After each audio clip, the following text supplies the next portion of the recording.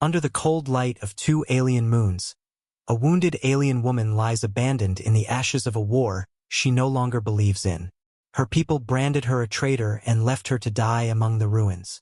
But as darkness closes in, she opens her eyes to see the unthinkable. A human soldier kneeling beside her, defying every law of his own kind to save her life. Bound by wounds and secrets, they become fugitives in a world where mercy is forbidden.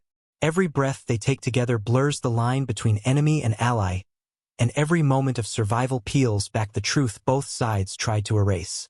Across desolate wastelands, haunted battlefields, and buried memories, their bond becomes a weapon more powerful than war.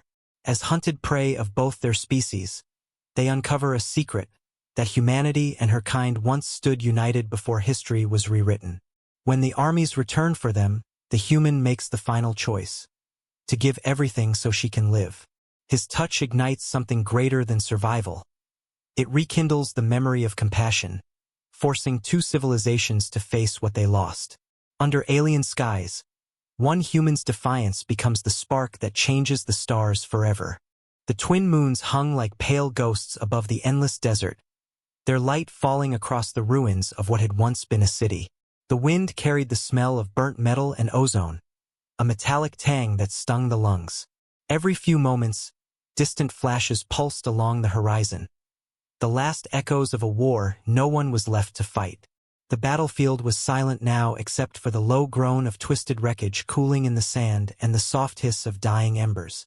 Near what had once been a defense tower, something moved. The shape was almost human, but not quite. Slender limbs armored in plates now cracked and blackened, skin the color of silver ash.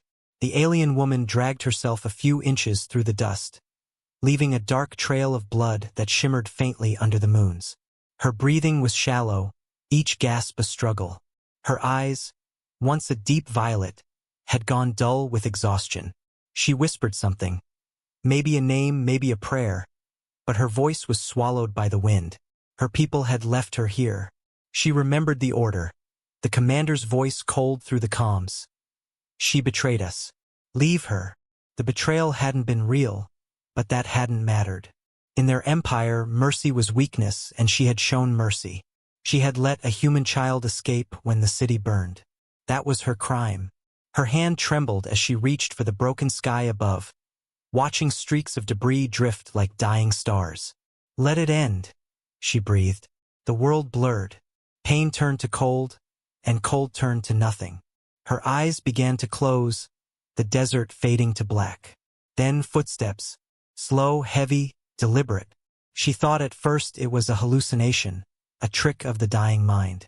But then she felt the shadow fall across her, blocking the moon's light. The silhouette that knelt beside her was broad and unfamiliar.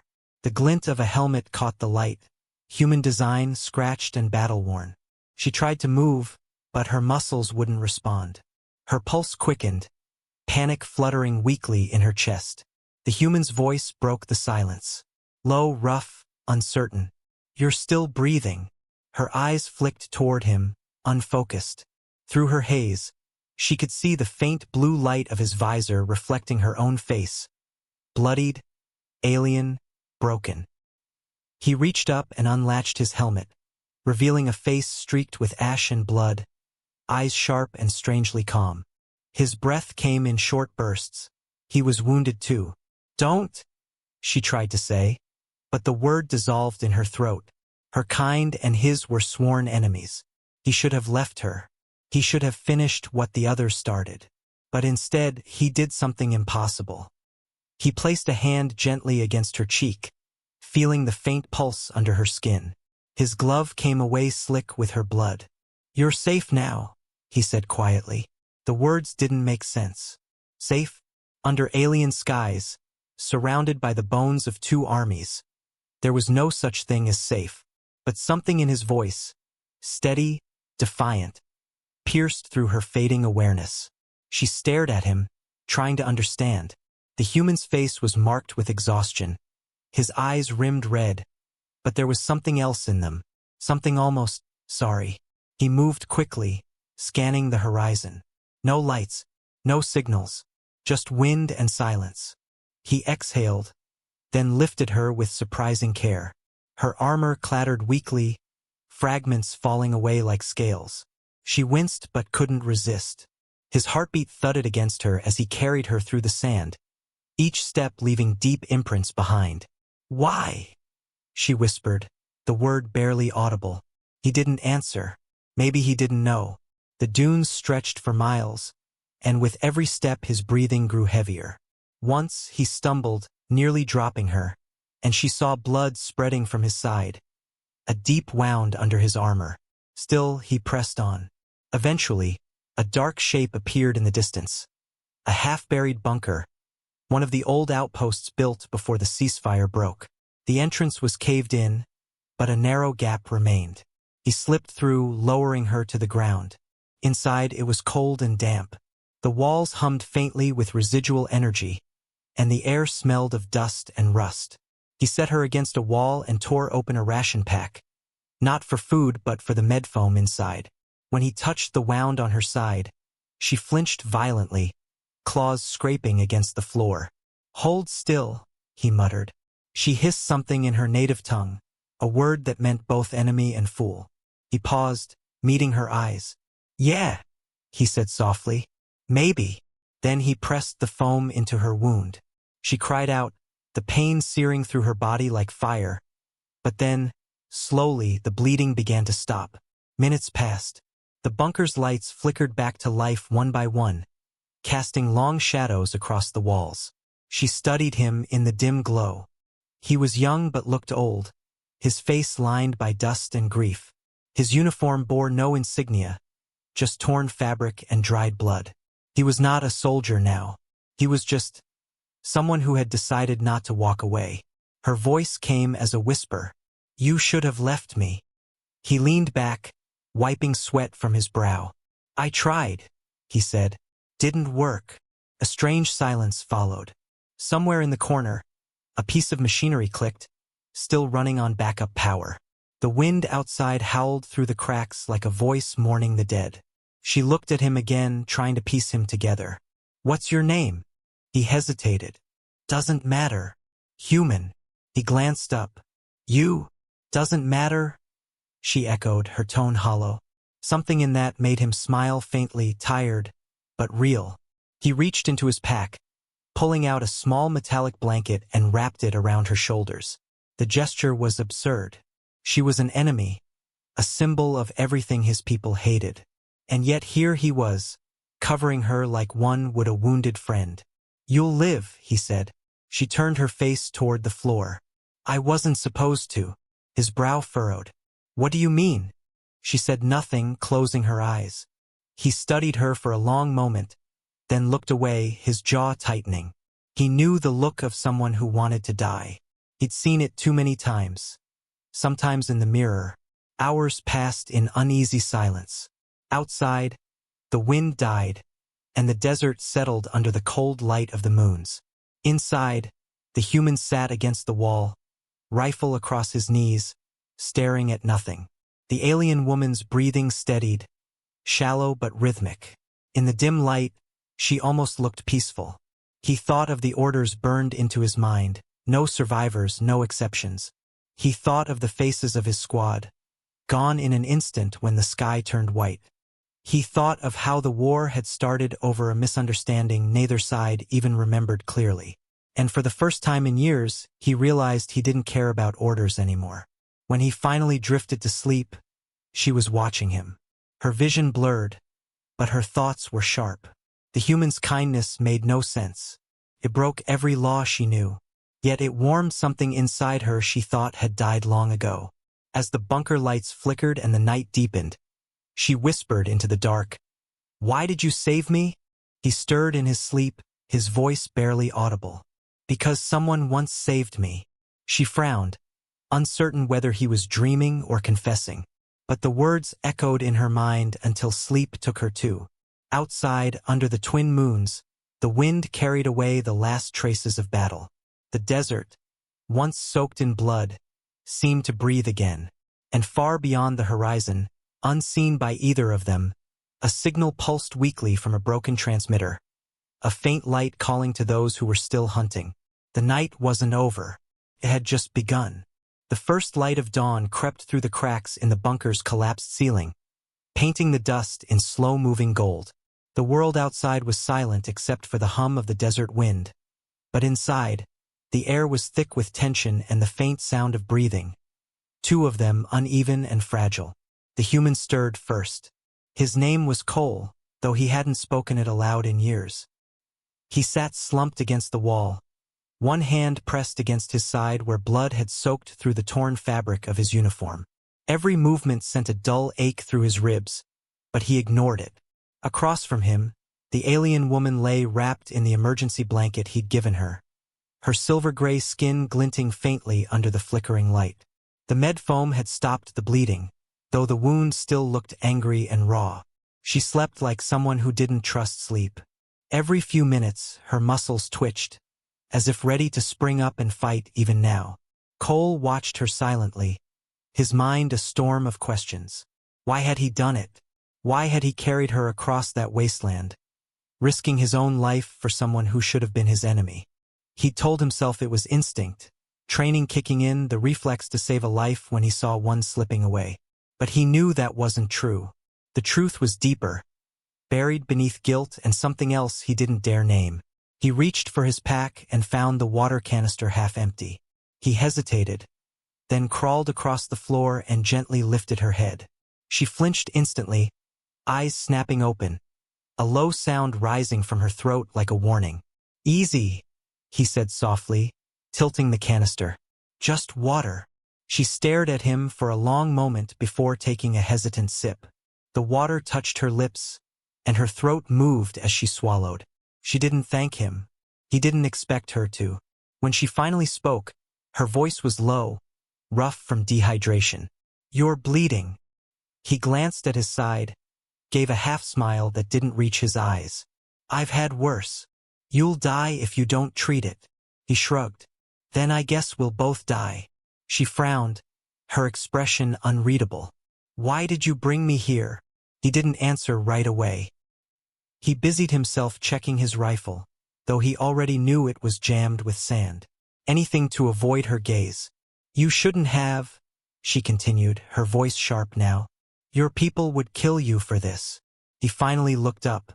The moon's light had faded, and in the new sunlight filtering through the cracks, she could see his eyes, tired, haunted, but steady. "Yeah," he said quietly. "They would." "Then why?" she pressed, her tone almost desperate now, as if the question mattered more than her pain. "Why save me?" He met her stare. "Because leaving you there felt wrong." "Wrong?" She almost laughed. A harsh, broken sound. "We've been killing each other for decades. You call that wrong now?" He leaned back, resting his head against the wall. "I've seen a lot of dying. Enough to know when it means something and when it doesn't. You lying out there, bleeding into the sand? That didn't mean anything." Silence fell between them. She looked away, her jaw tightening. His words confused her, not because she didn't understand them, but because she did. Outside, the sun climbed higher, its light cutting through the cracks and landing across the floor in thin, bright lines. Dust swirled in the beams like tiny galaxies. For the first time, Cole noticed the faint tattoo on the inside of her wrist. A crimson mark shaped like a spiral, half burned into her skin. "What's that?" he asked. Her expression hardened instantly. "A reminder." "Of what?" She hesitated, then said, "That mercy is treason." He frowned, not sure if he heard her right. But before he could ask more, the bunker's comms panel crackled faintly to life, its old circuits picking up a faint, broken signal. Both of them froze. The alien's eyes went wide, and she pushed herself upright despite the pain. "That sound," she whispered.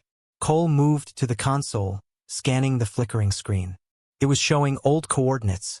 Nothing active, just a loop. But she was trembling. "Turn it off," she said suddenly. "Now." He glanced at her, confused. "It's just static." "It's not static." Her voice shook now, the comm gone. "It's a recall beacon." Cole stared at her, realization dawning slowly. "For what?" "For cleansing." She swallowed hard. My people. They're coming back to erase what's left. No survivors. Not even me. The words hit him like a physical blow. He turned back to the comms, switching off the receiver immediately. The bunker fell silent again, but the air felt heavier, the walls closer. How long? He asked. Hours. Maybe less. Cole's mind raced. He checked his rifle again, cursed softly. It still wasn't firing. His comms were dead too, no way to call for help. She slumped back against the wall, closing her eyes. You see now? You should have left me. Saving me doomed you. He looked at her, breathing hard, trying to push away the fear crawling up his spine. I've been doomed before. She opened her eyes, meeting his. You don't understand. They won't stop until. He cut her off. Then we'll make sure they don't find us. She stared at him in disbelief. You'd fight them? For me. He gave a small, tired smile. You're the one with the recall mark. I'm the one who shouldn't have helped. Guess we're both already guilty. For a long moment, neither spoke. Outside, the wind howled across the dunes, carrying with it the faint hum of engines in the distance. Distant, but growing louder. She turned toward the sound, her pulse quickening. They're early. Cole stood, pain shooting through his side, and grabbed what little gear he had left. Can you walk? She hesitated, then nodded weakly.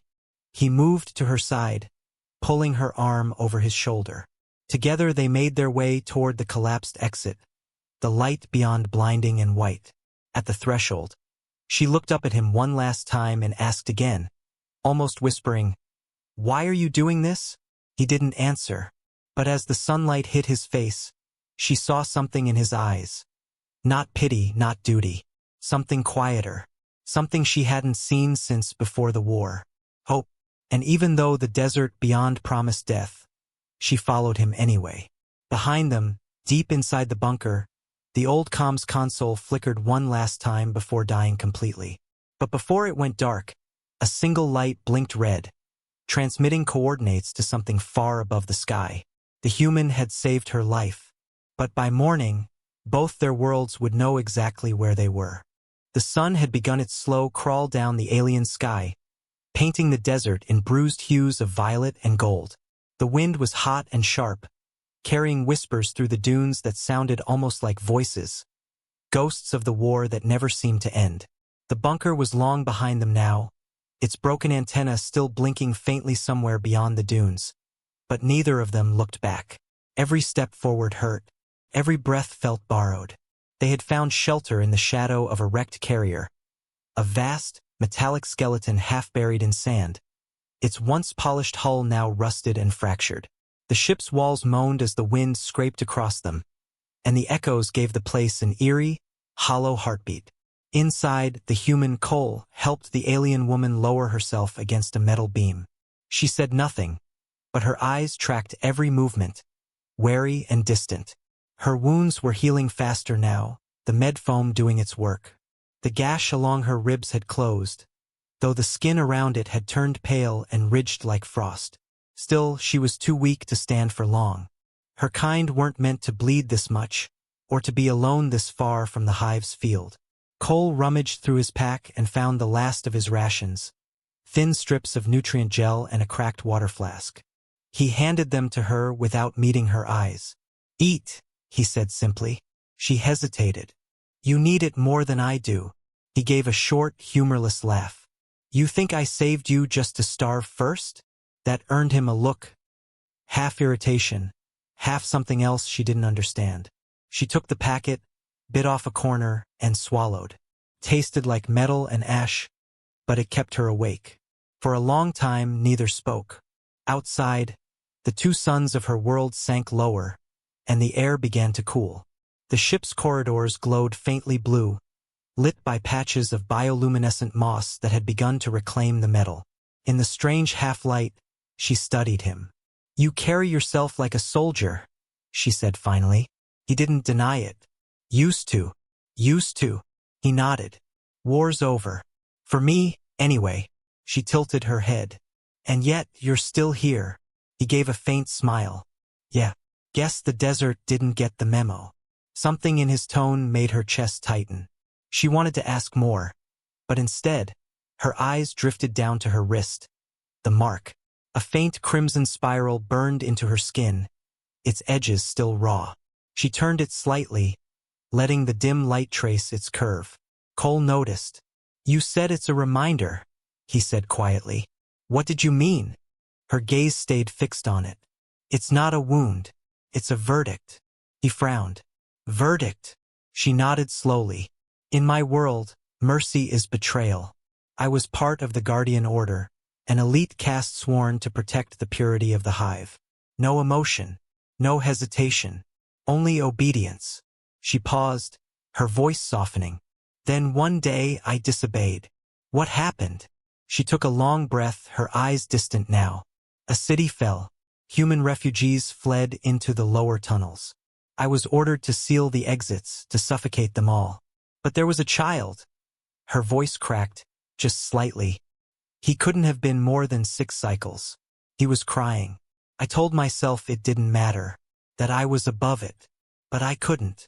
She looked at him then, violet eyes burning with something between pride and grief. "I opened the gate. The humans escaped.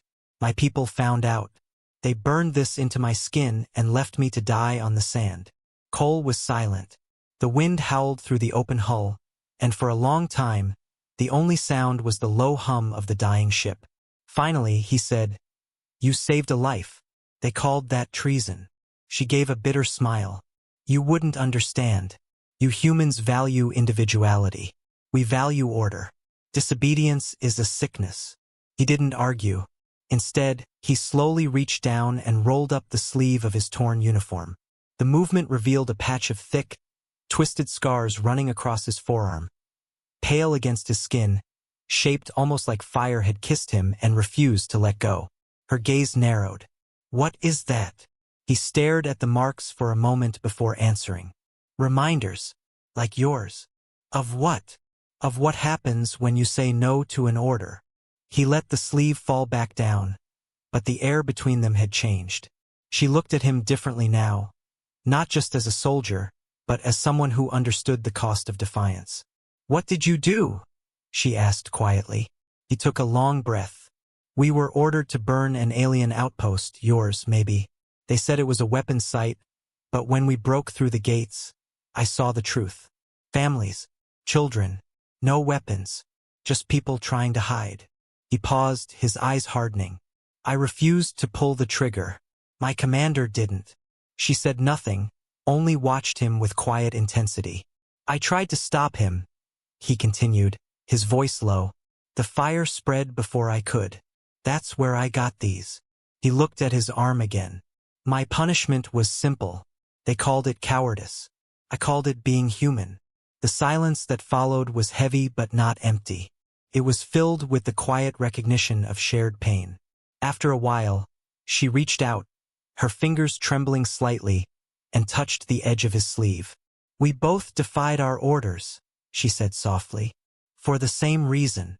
He looked at her hand, her alien skin cool and faintly luminous under his touch. "Maybe we're not that different." For the first time, she didn't pull away. Her gaze held his. The air felt charged, not with fear, but with something quieter, something fragile, like the first spark in a world made of ash. "Where I come from," she whispered, "a blood mark means exile. You can never return, not even in death." He nodded slowly. "Where I come from, it means you fought for the wrong side. Or maybe the right one, depending on who's telling the story." They sat there for a while, 2 exiles from opposite worlds, their shadows mingling in the dying light. Outside, the wind shifted direction, carrying with it the faint mechanical hum of something moving across the horizon. She stiffened, her ears twitching toward the sound. "They're close." Cole grabbed his rifle, checking the charge. "Then we move before dark." She looked at him, uncertain. "You still mean to help me?" He gave her that same quiet, steady look, the one she couldn't decipher, the one that felt like defiance itself. "You think I came this far to stop now?" A strange warmth flickered through her chest. She didn't know if it was trust or fear. Maybe both. She stood with effort, and he steadied her. As the two stepped out into the dying light, the wind carried their footprints across the sand. Behind them, a drop of blood from each of them stained the wreckage floor where they had sat, a dark mark glistening under the blue glow.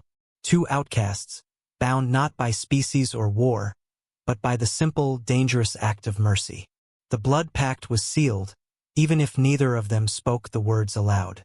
The bunker was silent except for the hum of old machines trying to remember what they once were. Dust clung to the air like ghosts. The human sat by the rusted comms console, its screen flickering with faint blue static. Outside, dawn's light filtered through the cracked steel door, turning the dust into glittering motes that danced in the stillness. The alien woman lay on the cold floor beside a small heater he had repaired for her. Her wounds had sealed into pale scars, but inside, she felt something raw still bleeding. The silence between them had become its own language, something soft, fragile, unspoken. Then came the sound, a pulse, soft at first, like a heartbeat buried in the static. The human frowned, leaning closer to the comms array. He turned a dial, and the pulse grew louder. The alien woman sat up, every muscle tightening as the rhythm formed a pattern. It wasn't random. It was code. Old code. Her kind's code. He muttered. There's something buried under the frequency floor. Maybe a distress beacon. He didn't know what it meant. Not yet. But she did. Her blood ran cold. She crawled closer, her trembling fingers brushing the panel as the memory struck her. Black ships above a burning plane, voices shouting her name as a traitor, the order's red insignia flashing before everything turned white. Turn it off, she whispered. Please, turn it off. He looked at her, confused. It might be survivors. If someone's still out there. Her voice broke through the tension, sharp and desperate. It's not a rescue. It's a recall. A purge. For a second, the only sound was the pulse, deep and steady. Then the human froze, realization dawning like a shadow stretching across his face. They're coming here? She nodded, trembling. They'll come for me first, and anyone who helped me. He leaned back, jaw tightening, staring at the floor. She could see the battle in his eyes, the training that screamed for him to follow protocol, and the part of him that already knew he wouldn't. The same defiance that had saved her. He shut off the comms unit, but the pulse didn't die. It kept going, faint, echoing through the buried wiring of the bunker. She looked around in panic. It's routed through the whole network. Every relay, every signal mast. They'll triangulate us. He grabbed his rifle and checked the clip. Then we move before they do. But her body still trembled. You don't understand, she said softly. My kind doesn't track with eyes or machines. They track through the blood. The mark on my wrist, it's not a symbol. It's a key. They branded me with a beacon. He stared at her wrist, where the faint crimson sigil glowed under the dim light. Pulsed once, twice. He swore under his breath. You're saying you're broadcasting them your position? Tears welled in her eyes. I didn't know. They told me it was punishment. I thought it was just a scar. He stepped closer, his hand hovering above hers. Can it be removed? She hesitated. Only with a bond strong enough to override the mark. A blood link. It's forbidden. He didn't flinch. Then let's break a few more rules. She looked at him in disbelief. You don't understand what you're offering. Our blood isn't meant to mix. It changes both who we are. He gave her that same quiet, stubborn look, the one that said everything without words. Maybe that's the point. Outside, the first low rumble of distant thunder rolled across the wasteland. Or maybe it wasn't thunder. The alien woman turned toward the door, her heart hammering as a faint vibration ran through the ground. The human stepped beside her, rifle ready. In the distance, beneath the glow of twin moons, faint red lights flickered across the horizon. Approaching ships, cutting through the night like hunting eyes. She pressed her hand to the cold metal wall, whispering a prayer in her tongue. A language of broken vowels and lost gods. The human reached into his pocket and pulled out something small. A torn piece of metal shaped like a wing. "From my unit," he said quietly. "The ones who didn't make it. Maybe we can give them a reason their deaths mattered." The pulse from the mark grew stronger now, echoing in her veins. She could almost feel them out there, the soldiers of her own race, moving like shadows through the dunes. Her breath caught. "If they find me, they'll burn everything within 10 clicks. He stepped forward, eyes steady. "Then they'll have to go through me first." She stared at him, voice trembling. "Why do you keep saying things like that?" He didn't answer, not with words. He just reached for her hand and pressed it to his chest. Beneath the rough fabric, she felt the beat of his heart. Strong, stubborn, alive. "Because someone has to," he finally said. The moment hung between them, fragile as glass. Then the comms unit flickered one last time, forcing their eyes back to the screen. Through the static, a voice broke through. "Alien, cold, mechanical. Unit 7 located. Exile confirmed. Purge authorized." The bunker's lights dimmed. Outside, the horizon ignited with descending fire. She turned to him in horror. "They've already locked on." The ceiling shook. Dust rained down as the sound of explosions rolled closer. He grabbed his pack, slung his rifle, and took her arm. "We move now." They burst through the bunker doors into the burning wasteland. Above them, streaks of red fire carved the sky. The twin moons bled through the clouds. Behind them, the bunker, everything they'd hidden in, was consumed in light. She stumbled beside him, her breath catching, but he pulled her forward, never letting go. In the distance, a ridge glowed faintly under the moons. They ran toward it, smoke chasing their heels.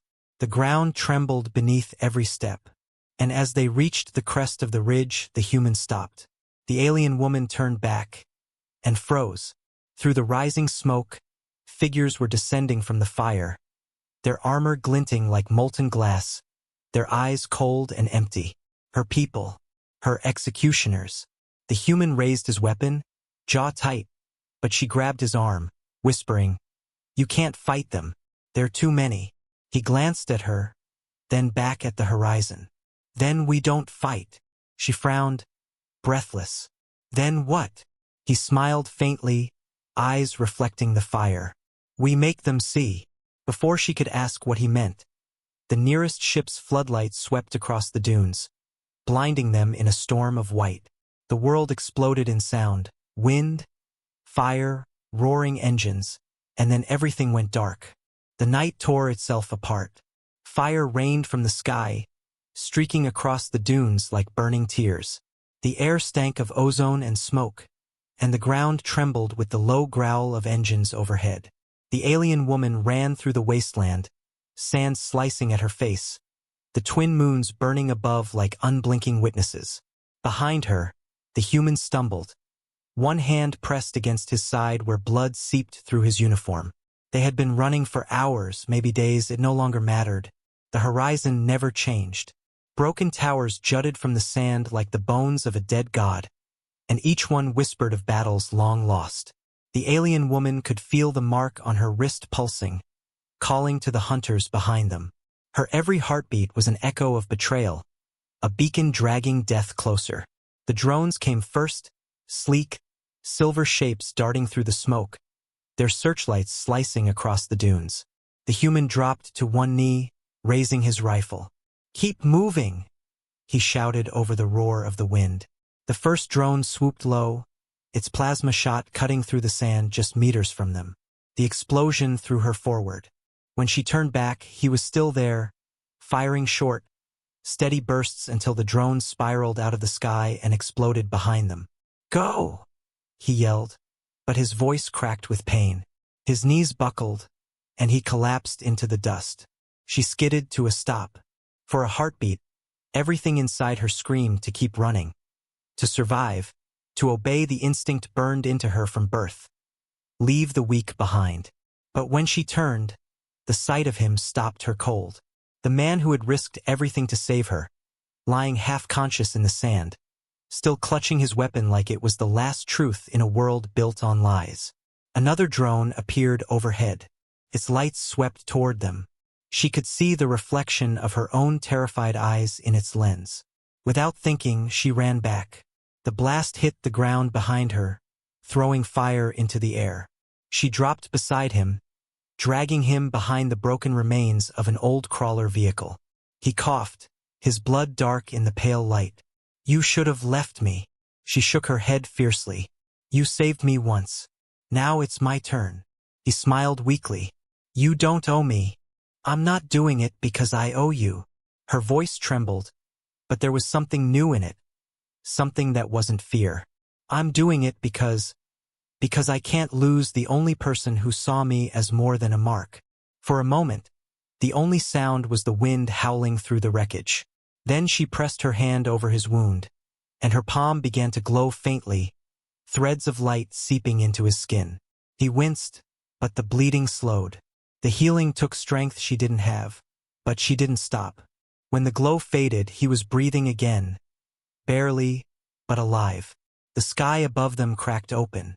3 more drones appeared, scanning in perfect formation. She could feel the vibrations through the sand. Her people were closing in.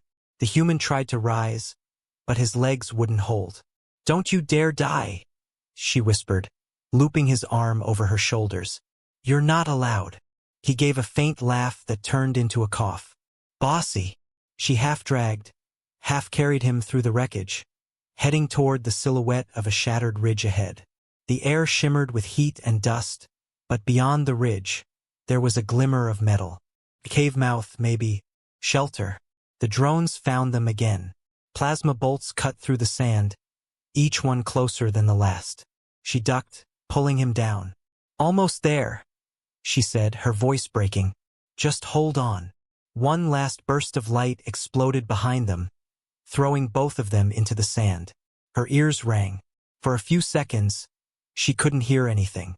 Then a voice cut through the ringing, cold, familiar, and in her native tongue. "Exile found. Termination confirmed." Her blood froze. She looked up to see them. Figures descending from the ships, armor gleaming like liquid silver, their weapons raised. The hunters. Her people.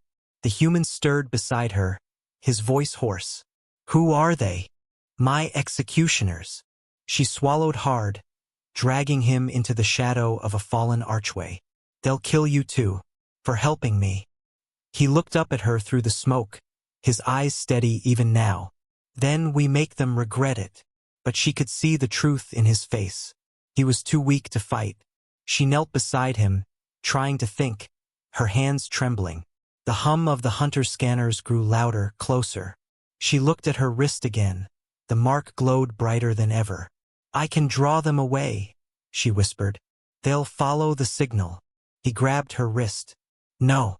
You run, they'll catch you." She smiled faintly, eyes glistening. "You forget. I was one of them once." He stared at her for a long second, and something in his expression softened. "You really think you can make it?" "I don't think," she said quietly. "I believe." Then she leaned forward and pressed her forehead against his, just for a heartbeat. His breath hitched. Her voice dropped to a whisper. "If I don't come back, remember me under the moons." Before he could reply, she tore free and sprinted into the open. The hunters saw her immediately. Beams of red light locked onto her, the desert lighting up around her like a storm of fire. She didn't stop. Her boots hit the sand hard, her blood mark blazing like a beacon. Behind her, the human tried to rise, shouting her name, but the wind stole his voice. She turned once, just long enough to see him silhouetted against the broken sky, his figure small but unbroken. Then she smiled and vanished into the storm. The hunters followed. The drones swarmed after her, their engines screaming through the night. Plasma bursts tore the sand apart where she'd just been. She ducked between dunes, slid behind wrecks, every movement fueled by the memory of his hand on her chest, his heartbeat against her palm. Then silence. The hum faded. The horizon swallowed her whole. Back at the ridge, the human crawled to the edge, searching the darkness. His vision blurred, his body barely holding together. And then something strange happened. The mark on her wrist, the one that had glowed through every night, pulsed once in his own blood. He looked down, confused, and saw a faint red shimmer under his skin, echoing her pattern. The bond. The blood link. She had done it without him realizing. His breath caught. "No," he whispered. "What did you do?" And far in the distance, beneath the broken sky, a burst of light tore through the horizon. So bright it turned night into day. He shielded his eyes, heart pounding, as the sound reached him. A deep, rolling thunder that shook the earth. The ridge cracked, the air turned white, and somewhere beyond the light, he thought he heard her voice one last time. "Now it's my turn." Then the desert fell silent. When consciousness returned, it came like waves against a shattered shore. The human woke to the smell of ash and the sound of distant thunder rolling across the dunes. His body ached with every breath. The world above him was pale gray, morning light fighting through clouds of smoke. He blinked, his vision swimming, until her face came into focus. She sat beside him, her hands glowing faintly as she pressed them against his chest. Her eyes looked different now, harder, sharper, but her touch was still gentle. For a moment, he didn't know if he was alive or still trapped in the storm's last dream. "You shouldn't have come back," he murmured, voice barely more than air. She didn't look at him. "You think I'd leave you to die under their guns?" He tried to smile, but the pain pulled it into a grimace. "Would have been easier." She said nothing. The glow from her hands dimmed, and the cold returned. He could see the exhaustion in her face, the strain of using too much energy too fast. He lifted his head slightly, scanning the small cavern around them. A half-collapsed shelter beneath a ridge, walls lined with old rock and melted metal. "How long was I out?" "Half a cycle," she said quietly. "I lost them in the dust storm. We're safe. For now." But the way she said it made him frown. There was a distance in her voice, something unspoken. He sat up, wincing as a sharp pain stabbed through his chest. "You sure?" She hesitated. "I'm sure of the storm, not of you." He blinked, confused. "What's that supposed to mean?" She didn't answer at first.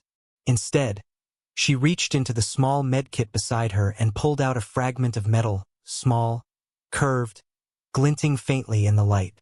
She set it down between them. "I found this." He stared at it. A thin shard, no bigger than a coin, but etched with symbols that pulsed faintly blue. Alien script. Her people's. He frowned. "Where did you?" She cut him off, her voice trembling but firm. "From inside you." The words hit him like a blow. "What?" "I was healing your wound," she said, staring at him now, eyes burning with confusion and fear. "And I felt it. Something beneath your ribs, fused into your heartline. I used the field scan. It lit up like a beacon. It's an alien transmitter." He said nothing for a long moment, just looked at the shard between them, then back at her. The silence stretched, heavy and suffocating. Finally, he exhaled, the sound breaking like a confession. "So, you know?" Her voice rose, trembling. "You were implanted during the war, weren't you?" He didn't deny it, didn't even flinch. "Captured, experimented on, then released." "Released?" she echoed, eyes wide. "No one is released from the biochambers. They die there, their minds torn apart." He met her gaze, steady but hollow. "Guess they made an exception." She stared at him, as if trying to see something beneath his skin. "Why didn't you tell me?" "Because I didn't know what it was. Not fully." He ran a hand over his chest, feeling the faint burn beneath the scar. "They cut me open, filled me with light, said they were studying how humans break. I escaped during an attack. Thought I was free." Her hands shook. "That transmitter, it's not just a tracker. It's a hybrid core. It changes your cells. You're—" She stopped herself, unable to finish. "Half one of you?" he offered quietly. Her eyes filled with something he hadn't seen before, fear, but not of him, of what he meant. "That's impossible. Our genetics can't coexist with yours. Tell that to the ones who made me." The cave fell silent again. The wind outside howled through the cracks like a whispering chorus. She looked away, her throat tight. "You're saying they made you like this?" He nodded slowly. "I think I was an experiment that worked too well. When I woke up on the battlefield, I could hear things I shouldn't. Feel them. The pulse of their ships. The rhythm of their tech. Sometimes, their thoughts." She stared, her mind reeling. The implications were horrifying. Her people had always prided themselves on purity, untouched by other blood. If what he said was true, then somewhere in their empire someone had already broken that sacred line. She whispered, "Do you know what that means? If they find out." He finished for her, voice low. "They'll kill me. And you for knowing." Her breath caught. The room suddenly felt smaller, like the air itself was closing in. She turned away, pressing her hand against the wall, her thoughts spiraling. "I should have known. The signal, they weren't just tracking me. They were tracking you too." He looked up sharply. "What?" She turned, her expression pale. "The beacon wasn't strong enough on its own.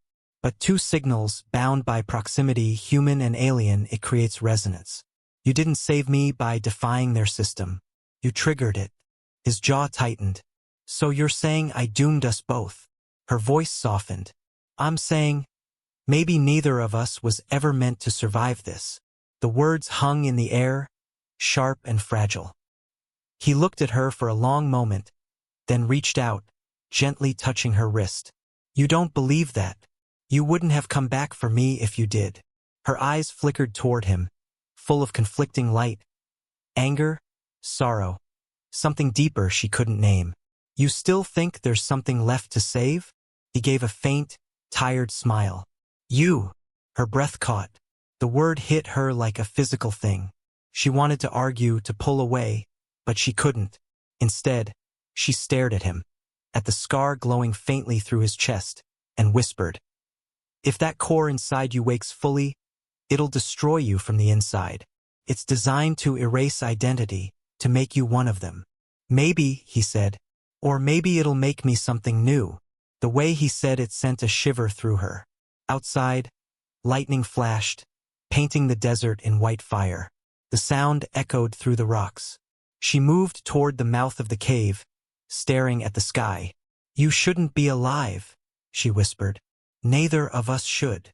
He rose slowly, every motion heavy with pain. "Guess that's what makes it a story worth telling." She turned, her face half in shadow. "If they find us again, they'll see what's in you. You won't get another chance." He stepped closer, the storm's light flickering across his face. "Then we make sure they don't." She studied him for a long moment, then finally nodded, reluctantly, like someone agreeing to a fate they already feared. But when she turned away, she didn't see it. The faint blue light flickering beneath his skin, spreading slowly, rhythmically, pulsing in time with the alien mark on her wrist. He felt it before he understood it. A low hum in his chest, deep and ancient, like something waking up after centuries of sleep. He pressed a hand to his heart, trying to steady it, but the rhythm only grew stronger. And in the distance, beneath the storm, the ships changed course, drawn to a new signal. One that wasn't hers anymore. The valley stretched wide beneath a bruised sky, a desert of shattered glass that once was sand. Twin moons hung pale and broken above the horizon, their light bending over the scorched ridges as if reluctant to touch this graveyard. The alien woman, her skin marked with healing scars that still shimmered faintly under the starlight, walked slowly, her breath shallow, her gaze tracing the glass that crunched beneath her feet. Each step echoed too loud in the silence. The human limped beside her, his arm bound in crude bandages, blood seeping through. His eyes, dark and determined, searched the land as if he already knew this place but wished he didn't. They had been walking for hours since the last drone attack. The sky was still trembling with the heat of plasma strikes far beyond the ridge. Somewhere back there, her people hunted for her. A traitor, a marked one. But here, in this strange valley, the air felt different. Heavy. Watching. She stopped, kneeling beside a melted figure in the glass. It was frozen mid-motion, half a body reaching upward, face indistinguishable but posture clear. It had been running, not fighting. "What happened here?" she asked softly, voice trembling like the thin wind.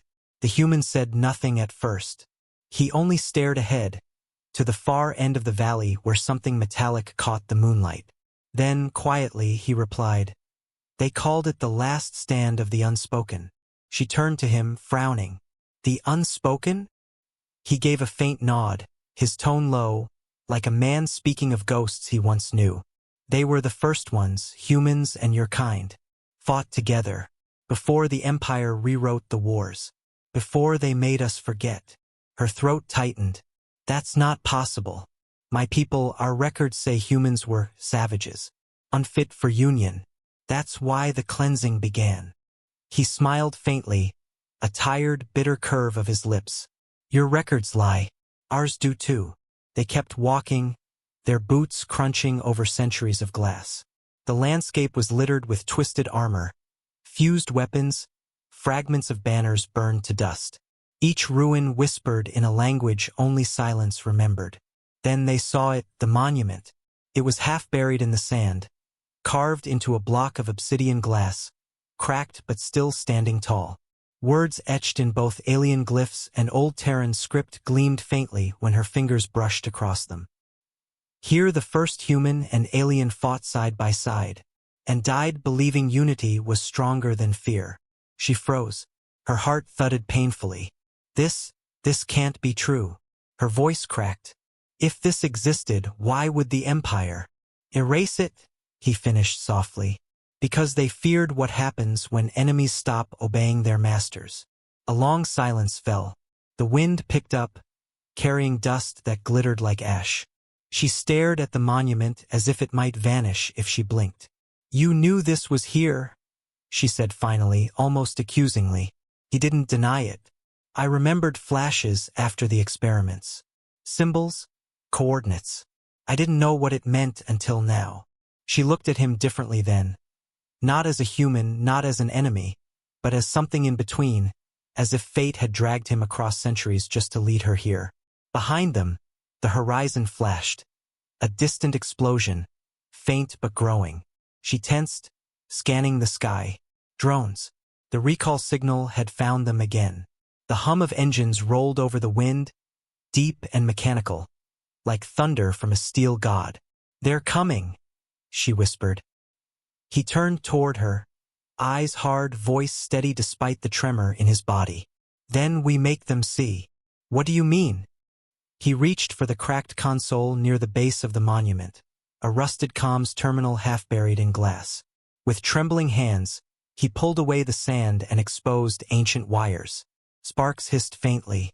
"The transmitter in my chest," he said. "It's still linked to their systems. If I route the signal through this monument, I can show them the truth. Broadcast the memory that's buried here." She shook her head in disbelief. "That would expose you, could kill you." He met her eyes, and for the first time, she saw no hesitation. "If they remember what we were, maybe they'll stop what we've become." Something inside her broke.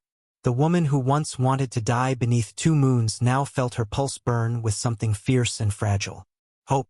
She knelt beside him, her fingers trembling as she helped stabilize the wires, her voice barely a whisper. "If we die here, at least it won't be in silence." The drones grew closer, their lights flickering like pale stars above the ridge. The hum became a roar.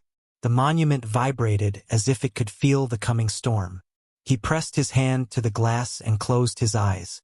The crimson mark on her wrist glowed faintly, responding to the transmitter's pulse. Then the ground shuddered. Images burst across the monument's surface. Faint holograms, old and flickering. Humans and aliens standing shoulder to shoulder, fighting the same war, dying under the same flag.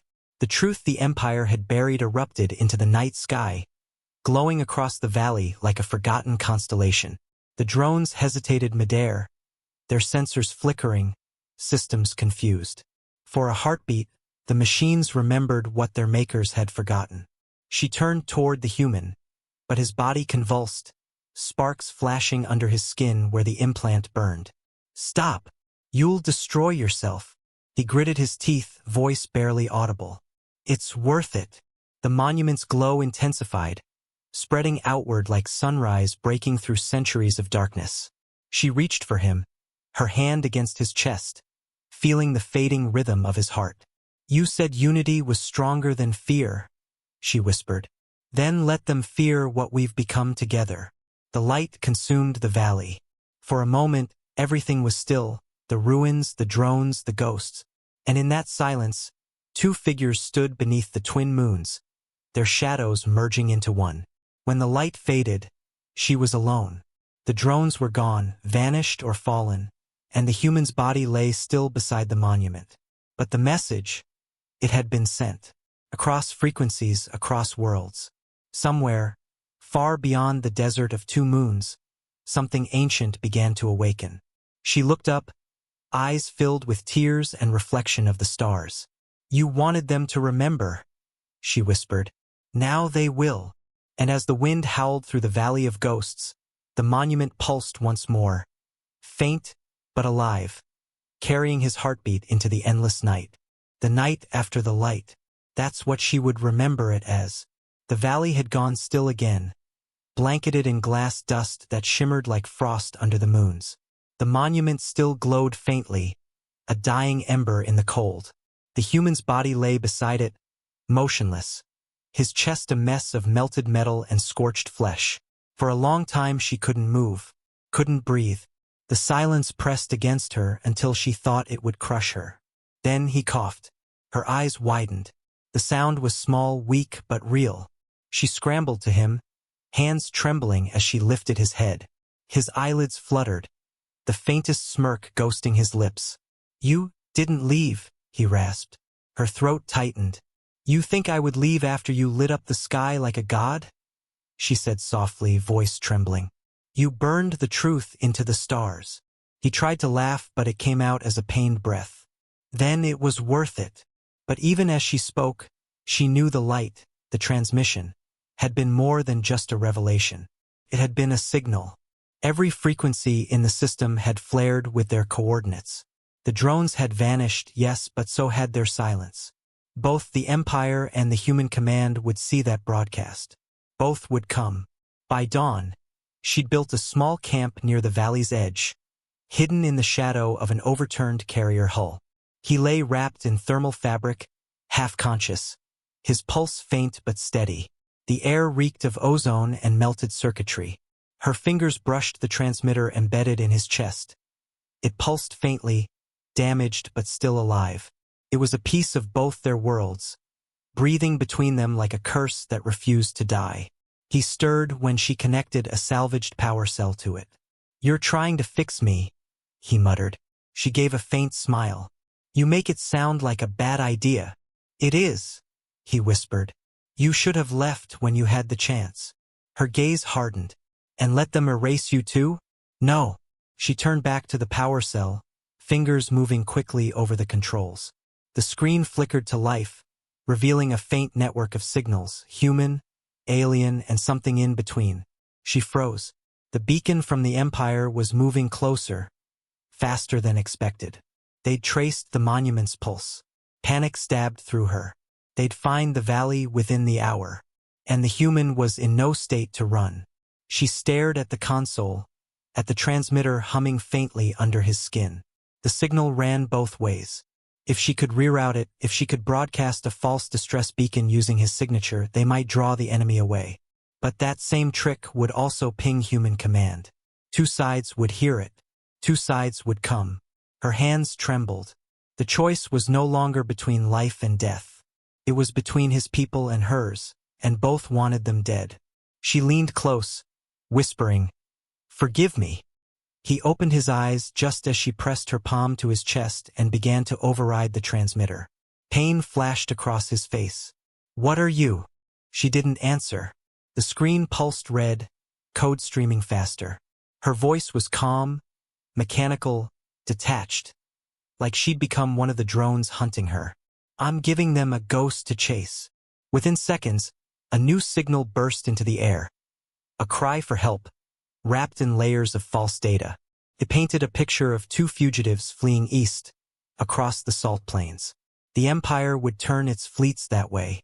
But buried inside that signal unintentionally was something else, the transmitter's unique encryption pattern. Human command would recognize it instantly. When she was done, she slumped against the hull, shaking. "They'll go the wrong way," she said quietly. "You'll have time to heal." But he didn't look relieved. His expression hardened with something that looked too close to betrayal. "You didn't mask the carrier code," he said, his voice hoarse but sharp. Her eyes widened. "What?" He pointed weakly at the console. "That sequence, it's human military grade. They'll see it. They'll see me. You just told them exactly where we are." Her blood ran cold. No, I rerouted." "You rerouted the Empire," he interrupted. "Not my command." The realization hit her like a blade. She had saved them from one army by summoning another. For a long time neither spoke. The wind hissed through the hull's cracks, carrying the faint hum of distant engines. She felt her pulse pounding in her throat, guilt flooding every word. "I didn't mean to," she whispered. "I thought I could." "I know," he said, cutting her off gently. "You were trying to save me." She looked away, tears catching in the dust. "Then why does it feel like I just destroyed you?" He smiled faintly, though pain rippled through his face. "Because you care." The horizon began to tremble. A deep vibration rolled through the ground, drop ships, miles away but closing fast. The Empire's fleet veered east, chasing the fake coordinates. But smaller, sharper blips appeared from the west. Human patrols. His people. Her enemies. No, both their enemies now. He tried to rise, but his body failed him. "We need to move." She gritted her teeth, slinging his arm over her shoulders. "You said you'd carried me once. Now it's my turn again." They stumbled out into the open desert, every step a battle against exhaustion. The broken sky burned orange as dawn spread over the wasteland. Behind them, twin contrails streaked across the horizon, human ships cutting through the air, closing in. Hours passed like heartbeats. The human's strength faltered. His breathing grew shallow. She pressed on, half dragging him toward the ruins ahead. But she could see it now, the ships descending in the distance, dust storms rising beneath them. There was no outrunning both sides. He looked up at her, eyes dark but clear. "You can still leave. Don't say that. They'll kill you for what you did, for what you are." "And what am I now?" she demanded, voice cracking. He smiled weakly. "Someone who betrayed everyone, but saved me anyway." The sky darkened with ships. She stopped walking, turning to face the horizon. Her eyes burned with tears that weren't fear anymore. They were defiance. "Then let them come," she said. "Let them see what betrayal really looks like." The ships began to descend, engines roaring. The wind tore across the wasteland. The human tried to speak, but his voice was drowned by the storm. She stood tall, body shaking, hands raised toward the sky. The mark on her wrist glowed bright crimson, the same light that once condemned her. But now it burned like a beacon of rebellion. Above them, human scanners locked on. Coordinates transmitted. Targets confirmed. She turned to him, whispering over the wind, "Whatever happens next, they'll remember this." He tried to answer, but the sky split open with light. And as the storm swallowed them, both armies converged on the same valley, the one place neither was meant to find. The betrayal that saved them was now the spark that would doom them both. The wind had stopped screaming hours ago. The air hung still and heavy, carrying only the scent of burnt metal and the faint hum of cooling dust. The world above them had gone quiet again. Too quiet. Beneath the shattered crust of the desert, the two fugitives found refuge in the belly of an ancient ruin. The place was older than either of their histories, built of black stone veins that pulsed faintly like something alive. When the human dragged himself inside, blood still seeping through his torn armor, the alien woman sealed the entrance with a wall of debris and collapsed beside him. For a long time, neither spoke. The silence between them was raw, full of everything they didn't dare say. The air smelled faintly of ash and ozone. In the corner, flickering like a dying heartbeat, a single panel still glowed, a remnant of the civilization that once stood here. The human stared at it, his face pale, sweat glistening on his temple. "It's strange," he murmured, voice barely audible. "How this world always finds new ways to bury its ghosts." She glanced at him, her silver eyes dim in the half-light. "You sound like someone who's met them." He gave a tired smile. "Maybe I have." She began cleaning the wound on his side, careful not to disturb the scarred metal embedded in his chest. The transmitter pulsed faintly beneath his skin. "You're burning up," she whispered. He let out a low breath that could have been a laugh or a sigh. "I've been burning since the war started." Her hands froze. "Tell me about it." He didn't answer right away. The air between them seemed to grow thicker, as if the walls themselves were listening. Then, quietly, he said, "I had a child once." Her hand trembled. She turned to face him fully, but his gaze was fixed on the wall opposite, on some distant horizon only he could see. "A daughter," he continued. "She was born during the siege of Vega Colony. My wife smuggled her out while I stayed to fight." His voice cracked slightly. "I told her I'd find them when it was over, but by the time I did, there wasn't anything left to find." The silence that followed was unbearable. The alien woman could only stare, her throat tight. "I'm sorry," she whispered. He nodded slowly, eyes glassy but calm. She was just a child. She never saw peace, never even knew what it was. Something deep inside her broke. For so long, she had seen humans as monsters, destroyers who burned worlds and called it victory. But now, looking at the man before her, she saw none of that. Just a father who'd lost everything and kept fighting because there was nothing else to do. Without thinking, she reached out and placed her hand over his. His skin was warm, rough from years of battle. "Maybe peace doesn't come from orders," she said softly. "Maybe it comes from what we choose to keep alive inside us." He looked at her, then really looked, and for the first time she saw his guard fall away completely. His eyes, usually sharp and distant, softened with something she couldn't name. The ruin around them seemed to breathe, light flickering faintly along the walls. The glow from the old panels spread across the room, painting them in pale gold. The human's voice was quiet when he spoke again. "When I found you in the desert, I thought I was saving a stranger. But now," he paused, "now I think I was saving what little humanity I had left." She swallowed hard, words caught in her throat. "And when I look at you," she said, "I see proof that mercy wasn't a lie." He smiled faintly. "You sound like someone who still believes." "Maybe," she said, "because you made me remember how."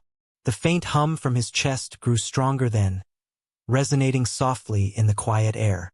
The transmitter began to pulse, slower, steadier. She frowned, leaning closer. "It's stabilizing," she murmured. "Your vitals are aligning with mine." He blinked. "What does that mean?" "I don't know," she said truthfully. "It shouldn't be possible." The transmitter's light grew brighter, filling the room with a gentle warmth. And in that light, for a heartbeat, she saw something impossible.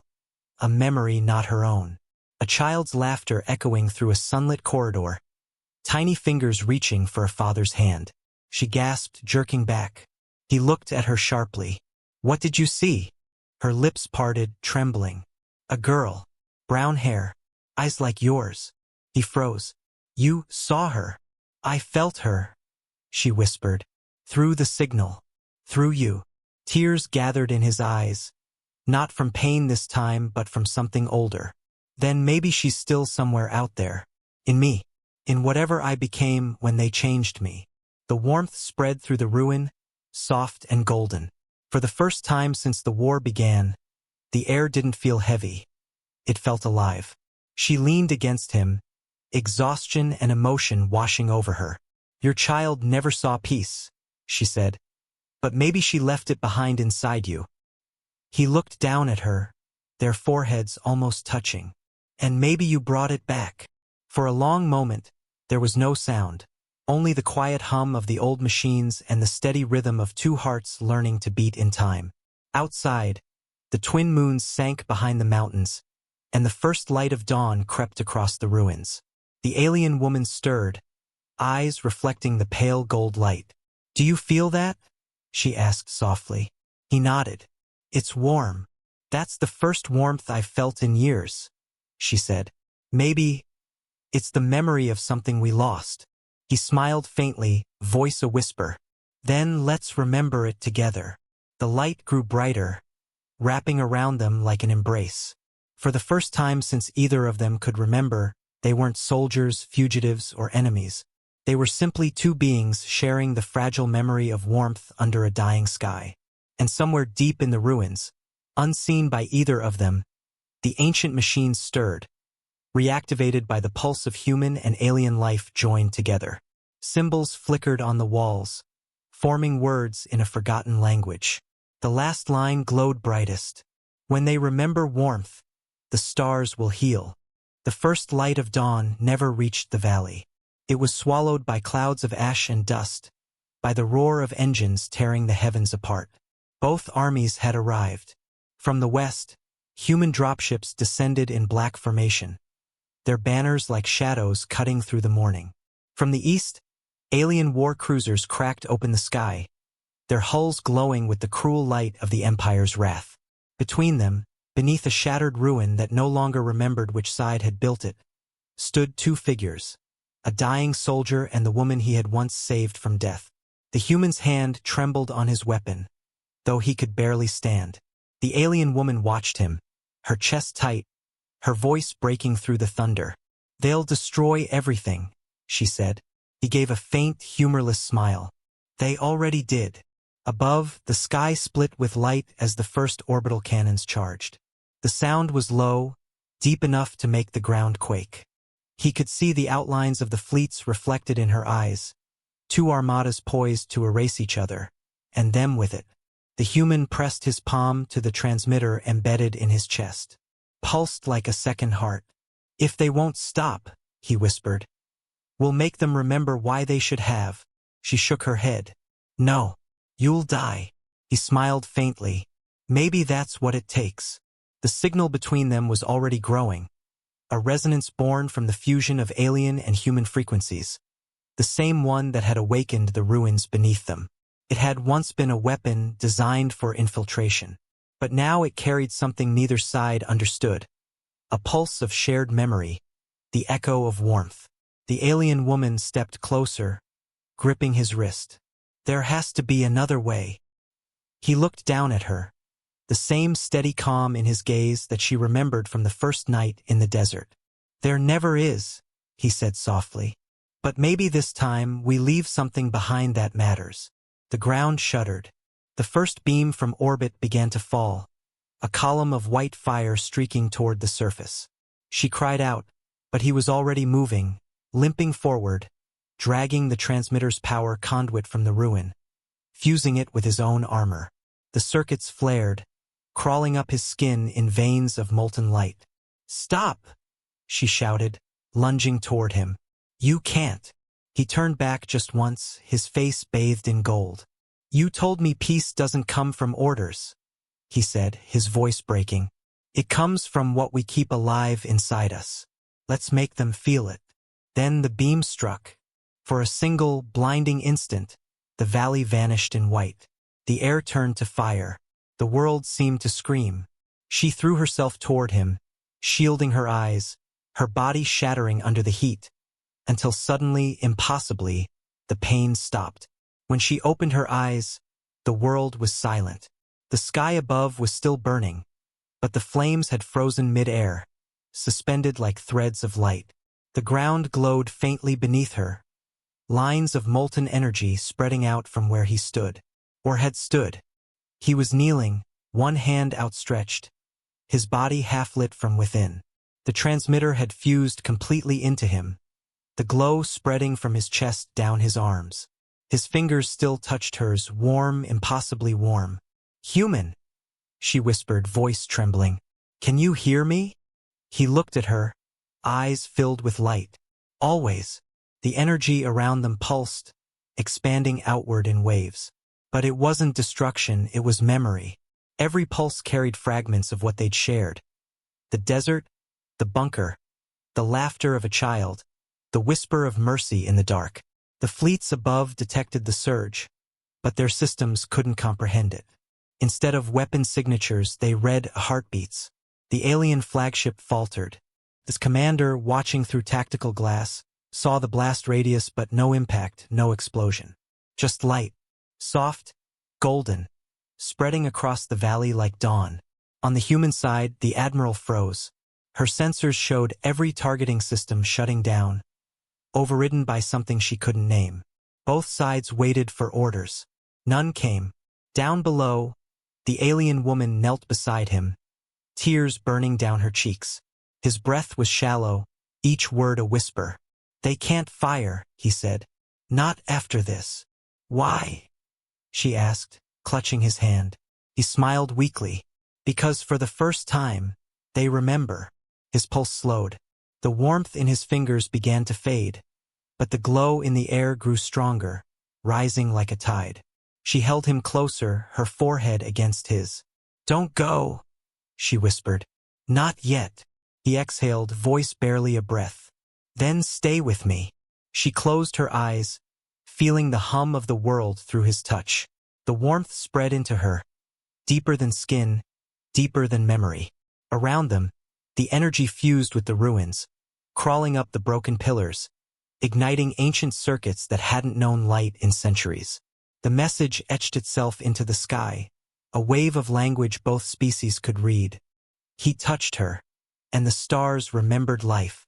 In orbit, the admirals of both fleets watched in silence. The light expanded until it filled the entire hemisphere. No one could explain it. Every attempt to fire failed. Every weapon powered down. Commanders barked orders. Engineers screamed over dead comms. But the systems had gone still, as if the stars themselves refused to obey. In that silence, someone whispered across the human bridge, "He saved her." And on the alien flagship, a voice, quiet, shaken, replied, "No, she saved him." Below, the light began to fade. The valley was gone, replaced by a field of glass, smooth and glimmering. At its center, two figures were fused into the stone. One human, one alien, hands touching. Between them, the faint shimmer of warmth pulsed on, defying the cold. Years later, when the wars ended and the ruins became pilgrimage grounds, travelers would kneel there beneath the twin moons. They would touch the glass where their fingers met and whisper the old legend, the one that outlasted both empires. It was said that when all else failed, when the stars themselves grew cold, a human and an alien remembered warmth. And in that moment, the universe remembered how to live again.